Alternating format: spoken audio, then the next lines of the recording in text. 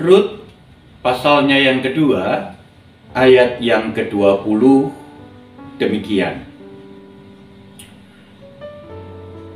Sesudah itu berkatalah Naomi kepada menantunya, diberkatilah kiranya orang itu oleh Tuhan yang rela mengaruniakan kasih setianya kepada orang-orang yang hidup dan yang mati.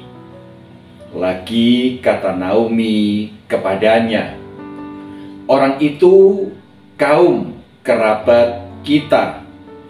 Dialah salah seorang yang wajib menebus kita. Selamat pagi, Ibu, Bapak, Saudara, anggota jemaat dan simpatisan GKI Taman Majapahit Semarang. Bagaimana kabar Anda pada pagi hari ini? Semoga kita semua boleh bangun dengan tubuh yang segar, dengan hati yang siap untuk menerima berkat yang baru yang Allah sediakan bagi kita semua di pagi yang baru ini. Ibu, Bapak, Saudara yang terkasih dalam Tuhan Yesus Kristus. Pada zaman dahulu, orang-orang Yahudi memiliki pandangan bahwa perempuan-perempuan yang ditinggal mati oleh suaminya adalah pribadi-pribadi yang mengalami kutukan dari Allah.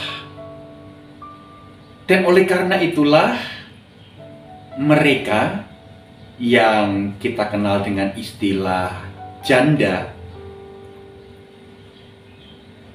tidak dipandang sebagai pribadi-pribadi yang terhormat. Apalagi jikalau mereka secara ekonomi tidak mampu atau bahkan miskin, terlebih kalau mereka tidak berasal dari kaum Yahudi sendiri. Mereka berasal dari suku-suku, bangsa-bangsa di luar Yahudi. Kehidupan mereka di dalam komunitas orang Yahudi bukan lagi dipandang sebelah mata, tetapi bahkan mereka tidak dipandang. Mereka disepelekan, mereka tidak diperhitungkan, bahkan kalau mungkin keberadaan mereka tidak lagi ada di tengah-tengah kehidupan masyarakat Yahudi. Dan oleh karena itu, bagi para janda miskin, khususnya mereka yang tidak berasal dari orang Yahudi sendiri, menjalani hidup yang sedemikian adalah kehidupan yang sukar, yang berat, yang bahkan memedihkan hati mereka. Dan itu dialami oleh Rut. Ya, Rut bukanlah seorang perempuan Yahudi. Rut adalah seorang perempuan Moab. Ia menikah dengan orang Yahudi dan kemudian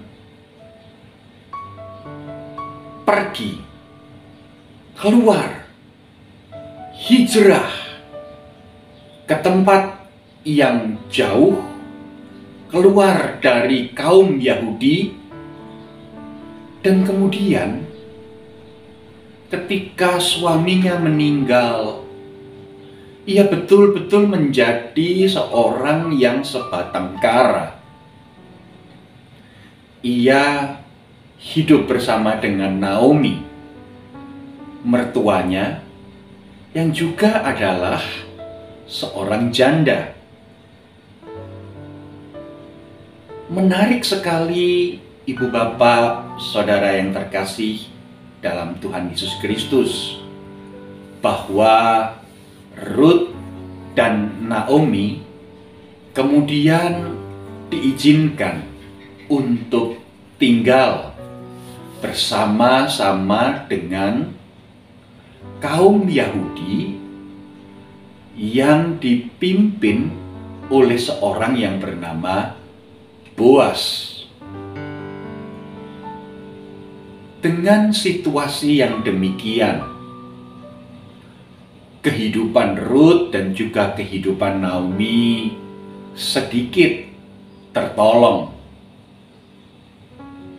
Ruth diizinkan untuk mengambil benih-benih atau butir-butir gandum yang jatuh, yang tidak terpanen secara rapi, yang tersisa, sehingga Ruth dan Naomi akhirnya bisa melanjutkan kehidupan dengan begitu sederhana. Di tengah kesederhanaan, di tengah keterbatasan, Ruth dan Naomi tetap melihat bahwa jalan hidup mereka dipimpin, dituntun, dipelihara oleh Allah sendiri.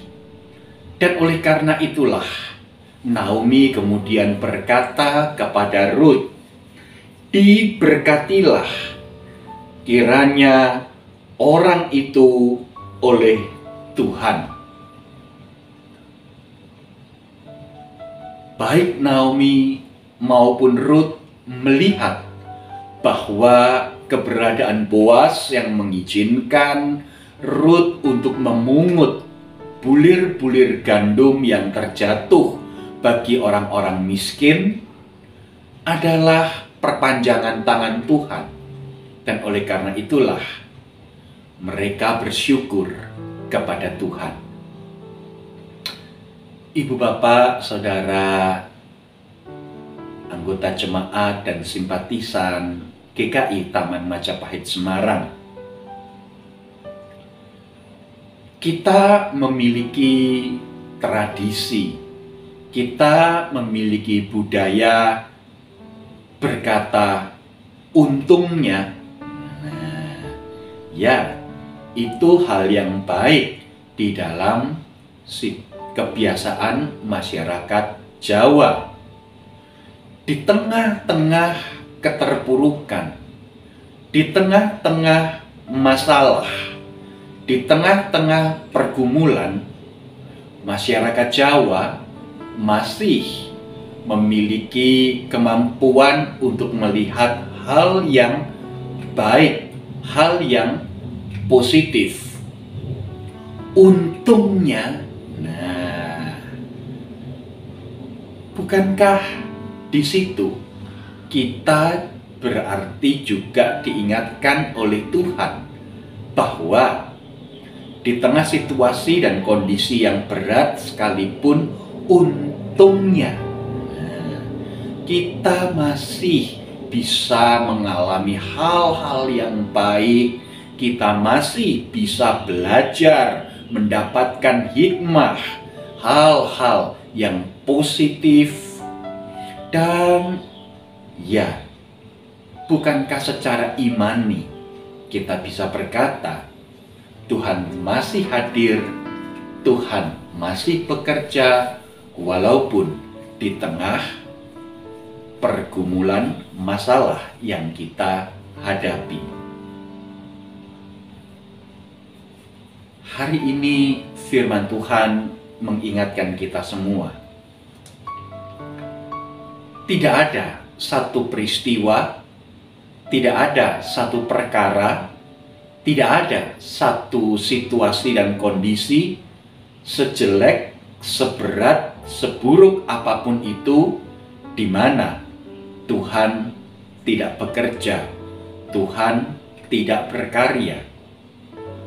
Ya, seburuk apapun peristiwa, situasi, kondisi yang kita hadapi, Tuhan tetap ada di sana, Tuhan tetap hadir, Tuhan tetap berkarya. Oleh karena itu, mari kita melihat peristiwa-peristiwa yang terjadi di dalam kehidupan kita dan mencoba untuk merasakan kehadiran Tuhan, karya Allah yang nyata di dalam hidup kita. Dan oleh karena itulah, mari kita senantiasa mengarahkan hati kita kepada Tuhan. Amin. Mari kita berdoa. Bapa Surgawi, kami bersyukur untuk firman-Mu di dalam acara Pelita Bagi Kakiku ini, dan kami berdoa, biarlah di tengah kegelapan perjalanan hidup kami, masalah demi masalah yang hadir di hadapan perjalanan hidup kami dimampukan untuk tetap merasakan kehadiran dan karya Tuhan yang memimpin, menuntun, memberkati, dan memampukan kami semua untuk terus berjalan dalam iman. Terima kasih Bapa, dalam nama Tuhan Yesus Kristus kami berdoa. Amin. Selamat pagi Ibu Bapak Saudara yang terkasih. Selamat melanjutkan aktivitas. Ingat, Tuhan senantiasa beserta dengan kita, dan oleh karena itu hiduplah menjadi berkat. Amin.